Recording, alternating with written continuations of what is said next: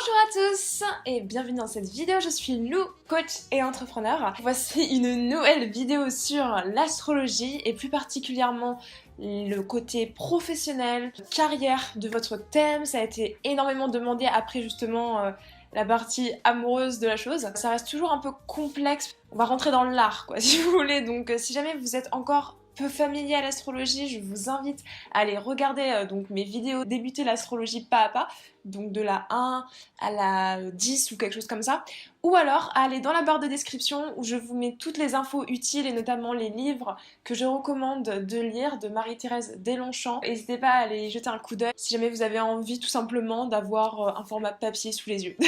On commence donc avec cette idée de métier. Tout ce qu'il faut comprendre avant ça, c'est que généralement au jour d'aujourd'hui, on va changer beaucoup de métiers dans notre vie. Les énergies, les planètes et les signes ont plusieurs degrés et ont plusieurs analogies. J'en parlais notamment avec une personne qui me suit sur YouTube et qui a posé des questions par rapport à ça, qui me demandait eh bien pourquoi est-ce qu'elle ne se reconnaissait pas forcément dans son signe du Capricorne. Donc là voilà, je fais une petite aparté mais c'est important. Chaque signe possède 3 degrés d'évolution et donc vous allez avoir le premier niveau qui est un petit peu le plus bas où ça va être beaucoup les défauts du signe, un niveau intermédiaire où vous allez avoir à peu près autant de qualités que de défauts, et un dernier niveau où il y a plus de qualités et vous avez réussi à apprendre de vos erreurs passées. Et donc ça c'est important parce que lorsqu'on regarde les métiers et le professionnel, vous n'en êtes pas forcément au même niveau en fait pour les personnes qui auraient les mêmes placements. C'est-à-dire que quelqu'un par exemple qui va avoir je sais pas, Mercure dans les Gémeaux, va avoir certaines attirances, mais en fonction du niveau dans lequel son Mercure se trouve et donc de son niveau d'évolution, d'à quel point il en est dans sa vie, d'à quel point est-ce qu'il utilise les énergies, est-ce qu'il les réfrène, est-ce qu'il les pousse à leur maximum, et bien ça nous permettra de savoir déjà, est-ce que vous êtes une sorte de stéréotype du signe. Généralement, les stéréotypes des signes dans leur qualité se voient énormément. C'est très flagrant et rentre dedans. La même chose d'ailleurs pour les défauts. Alors qu'à un niveau intermédiaire, les gens seront « Ah ben tiens, il a autant de qualités que de défauts ». Bon, ça sera un petit peu moins brut de pomme si vous voulez. Et donc ça, c'est intéressant de le savoir parce que ça nous permet de comprendre, bah tiens, pourquoi est-ce que par exemple un Sagittaire n'est pas fou de voyage et ne devient pas explorateur, par exemple. Eh bien parce que généralement s'il utilise son soleil au premier niveau du Sagittaire, ça va beaucoup plus être les défauts qui vont ressortir plus que les qualités et la volonté de par exemple découvrir le monde, s'intéresser à d'autres cultures, élargir ses pensées qui pourraient être à un niveau 3 parfait du Sagittaire. Comme vous l'aurez compris, l'une des grandes composantes... Je perds mes cheveux, c'est terrible. Je viens de faire mon shampoing et me voilà. Je perds des cheveux. Les grandes composantes pour votre thème professionnel, ça sera la trilogie Soleil, Lune, Ascendant qu'il faut regarder en premier lieu. On ne regarde pas que le Soleil, on ne regarde pas que la Lune, on ne regarde pas que l'Ascendant. Les trois ensemble. Pourquoi? Parce que ça, c'est le tronc de notre personnalité. C'est-à-dire qu'après, tout le reste est hyper important, mais on peut avoir déjà de grosses composantes et caractéristiques rien qu'avec ces 3 éléments-là. On peut faire des raccourcis, entre guillemets, des thématiques qui pourraient se rapporter aux signes et donc à ce qui vous intéresse professionnellement. Tout simplement. Après, évidemment, comme je l'ai dit, que vous ayez jugé de vos niveaux en sachant que moins un niveau est important, moins les caractéristiques du signe seront évoluées et donc présentes, on va dire. Par exemple, pour... voilà, vous illustrez la chose, je suis Scorpion. Lune en Verseau, j'ai bugué, allez savoir pourquoi. Ascendant Poisson. À première vue, ce qu'on pourrait analyser, voilà, je suis Scorpion, donc j'ai besoin d'intensité dans ma vie, j'ai besoin de choses créatives pour m'exprimer, pour donner mon opinion, pour comprendre ce qui se passe autour de moi, pour me poser des questions sur la vie. Par rapport à mon niveau, il me semble à peu près 2 du Scorpion, chez moi. Ensuite, j'ai une Lune Verseau. Donc des besoins émotionnels de communication, des besoins de partager, des besoins d'en apprendre plus sur les gens, d'analyser, de comprendre le marketing, la communication, tout ce qui va être le digital, une facilité avec les médias, une facilité avec un public, une facilité à interagir avec un groupe, besoin de rapports proches et à la fois distants avec les gens. Ok, on a analysé la lune. Ascendant poisson, toute ma vie va être axée sur la volonté de créer sensiblement, d'apporter du beau, de s'intéresser à des choses cosmiques, mystiques, métaphysiques, de rentrer à l'intérieur de moi, donc beaucoup d'introspection pour pouvoir toucher le divin, tous les individus. Et qu'est-ce que j'ai fait dans la vie? Je suis coach en développement personnel. Donc j'aide les gens à comprendre leurs blocages pour atteindre leurs objectifs avec clairement des outils psychologiques, en les aidant sur le plan de la spiritualité, pour les informations des thèmes parapsychologiques ou métaphysiques, pas encore assez paranormal pour vous qui me suivez sur YouTube, mais proches beaucoup plus parce que forcément ils vivent avec moi. Mais comme voilà, j'avais dit dans une autre vidéo, je vais essayer de poster de plus en plus de choses sur ces thèmes-là. Donc à première vue, on s'y retrouve pas trop mal. Surtout que j'ai fait des études d'art, donc que j'étais dans l'artistique et donc dans un besoin de performer avec un public et de créer des œuvres qui avaient des conséquences et des réactions chez les gens. Donc on retrouve cette idée scorpion de transformer les choses, on retrouve cette idée verseau d'analyser, de comprendre scientifiquement comment ça se passe et de partager avec un public, et le poisson qui a besoin de toucher sensiblement ses émotions et à quelque chose de plus grand que lui. Voilà, vous voyez, vous avez pris les 3 troncs comme ça de votre personnalité et vous êtes capable d'analyser qu'est-ce qui pourrait vous intéresser dans toute votre personnalité en tant que métier. Après, bien sûr, oui, les signes, ils représentent beaucoup de choses. Donc ça, après, c'est à vous, dans votre petit travail personnel, d'aller rechercher qu'est-ce que signifie chaque signe. Je pourrais faire des vidéos si jamais ça vous tente, donc n'hésitez pas à me le laisser en commentaire parce que pour l'instant, je ne l'avais pas fait sous prétexte que c'était un peu bateau, vous voyez, de dire, bah tiens, tout le bélier, ça signifie ça. Bon voilà, il y a assez, je pense, de documentation sur le sujet, mais si jamais vous voulez que je le fasse, n'hésitez pas à me le dire, je réaliserai alors des vidéos pour le faire. Une fois que vous avez compris l'énergie de votre tronc commun, on va dire, ce qui va être important de regarder, ça va être ensuite les maisons de terre, en fait, dans votre thème. Donc là, ça devient encore plus complexe. C'est pour ça qu'il est important de connaître votre thème astral pour, c'est-à-dire les maisons 2, la maison 6 et la maison 10.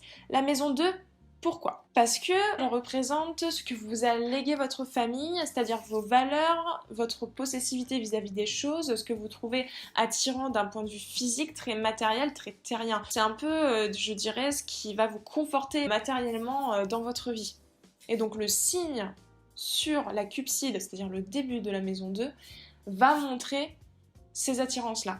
Ensuite, on va regarder la maison 6, parce que la maison 6, elle représente l'hygiène, elle représente le service, elle représente tout ce que vous faites au quotidien, le devoir, le job qu'on n'aime pas mais qu'on doit faire parce qu'on doit être payé.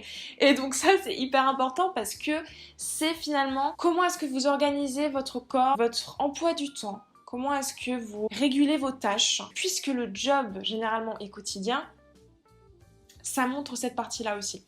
Enfin, la maison 10, ça va représenter la réputation que vous avez, en gros, parce que les gens ne vous connaissent pas. Donc par exemple, généralement, les gens ne me connaissent pas sur YouTube, pourraient me confondre pour l'énergie de ma maison 10 qui est en Sagittaire, avec Jupiter à l'intérieur et aussi un petit peu du Capricorne. Ils ne me connaissent pas et c'est un petit peu la réputation que vous avez en dehors en fait de votre cercle proche, de votre interaction du quotidien. Et donc cette maison 10, puisqu'elle représente la réputation, généralement elle va aussi représenter dans une autre sphère la dimension de la carrière. Comment est-ce que vous êtes perçu dans la société? C'est généralement lorsque vous arrivez à l'âge adulte, le métier que vous pratiquez. C'est important de regarder ces 3 états-là. Évidemment, lorsque vous regardez les maisons, vous regardez les signes dans ces maisons. Et les signes, ils ont toujours des maîtres. Les maîtres, c'est donc la planète qui contrôle le signe. Si vous avez une maison en Cancer, le maître de cette maison va donc être la Lune.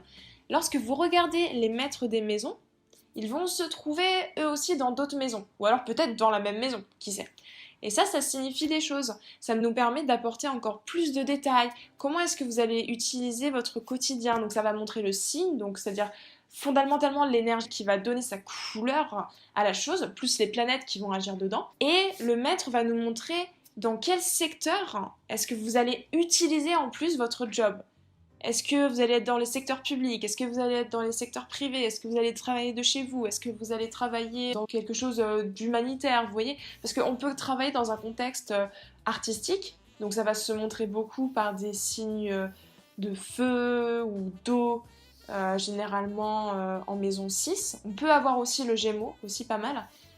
en signe d'air. Ça va nous montrer du coup un milieu artistique. Mais quel médium vous utilisez? Est-ce que vous allez être entouré ou pas? Ben là, on va regarder le maître pour voir comment est-ce que la maison opère. Et donc tout ça, ça va vous donner en fait une ébauche de votre carrière, une ébauche de ce qui vous attire sur le plan professionnel. Et comme je l'ai dit au début, ça peut évoluer dans votre vie, ça peut changer en fonction des signes. C'est-à-dire que tout ce qui va toucher en fait à la maison 10 ou 6 ou 2 va influencer et va offrir un potentiel à une certaine carrière qui pourrait vous plaire. Pour reprendre encore mon exemple, parce que forcément ça peut peut-être plus vous parler, j'étais beaucoup dans l'artistique avant, ça on l'a su. Pourquoi? Parce que Vénus, donc qui est la planète des arts, de la beauté, touchait le maître de ma maison 10 qui est Jupiter. Mais le fait est que ma maison 6 touche beaucoup de planètes telles que le Soleil, Mercure, Pluton, Neptune, donc des planètes qui sont beaucoup plus générationnelles sur le plan de la recherche. Ce sont des planètes un peu plus introverties, un peu plus sérieuses, et donc puisqu'elles sont dominantes par rapport à ma Vénus, finalement dans ma carrière, je me lance plus dans l'analyse, l'écriture, la recherche, ce qui a toujours été là fondamentalement dans ma vie, mais aujourd'hui je comprends que c'est de ça que je veux vivre. Et c'est pour ça qu'il vous faut faire un calcul de cette façon-là. Quels facteurs ont le plus d'importance par signe, aspect, qui touche qui, etc. pour déterminer ce qui vous intéresse professionnellement. Il est toujours intéressant de regarder votre Jupiter et votre Saturne, parce que Jupiter représente l'ascension sociale, votre humour, votre optimisme, mais aussi vos valeurs parentales. Jupiter, ça pourrait être le parent fun, si on avait cette idée-là dans la tête, et Saturne représentera le côté parental plus strict, parce que Saturne, c'est justement, tu dois faire ton devoir, tu dois être patient pour atteindre tes buts, rigoureux et strict, et ceux qui ont un Saturne un peu moins dominant ont tendance à être un peu moins stricts avec eux-mêmes ou à avoir moins de tendances tout simplement dépressives ou sérieuses en fait.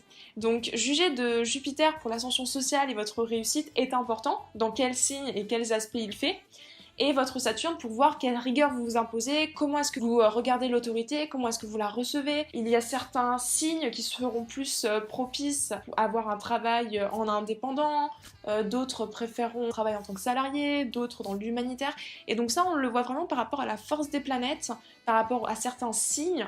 Si ce sont des signes un peu moins dominants, la personne préférera peut-être avoir un poste salarié. Si ce sont des signes un peu plus dominants, peut-être qu'elle sera plus dans l'entrepreneuriat. Voilà, faut juger vraiment de la qualité de chaque signe, de ses éléments, eau, terre, feu, sa polarité, donc masculin ou féminin, des aspects et de comment tout ça s'articule à la fin. Et voilà, c'est la fin de cette vidéo, j'espère que vous en avez appris sur votre thème, que vous allez savoir comment le décortiquer. N'hésitez pas à me poser des questions dans les commentaires pour en savoir plus. J'essaierai toujours de répondre précisément of course. Likez la vidéo si vous avez appris plein de choses comme d'habitude. Et je vous retrouve vendredi, oui, pour une nouvelle vidéo. Je vous aime comme d'habitude, je vous fais de gros bisous, love you. Mouah.